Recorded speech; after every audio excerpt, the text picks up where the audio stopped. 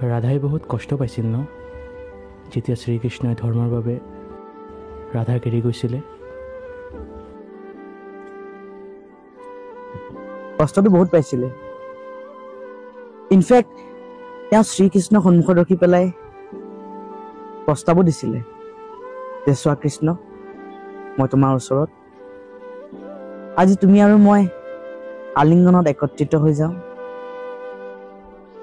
কিন্তু শ্ৰীকৃষ্ণই এষাৰো মাত নিদিলে তেখেতে দেখাই দিলে যে কেৱল ৰাধাৰ প্ৰেমেই প্ৰকৃত প্ৰেম নহয় তেওঁৰ দেহৰ ভিতৰত থকা ৰাধা কৃষ্ণৰ যি অদ্ভুত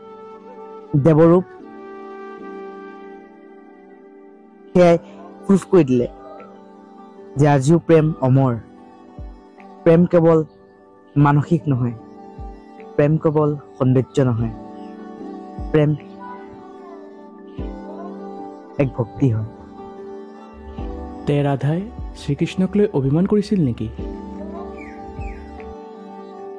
ৰাধাই যদি অভিমান কৰিলেহেঁতেন তেনেহ'লে আজিৰ যুগতো চবেই নকলেহেঁতেন যে কৃষ্ণৰ প্ৰেয়সী কেৱল ৰাধাই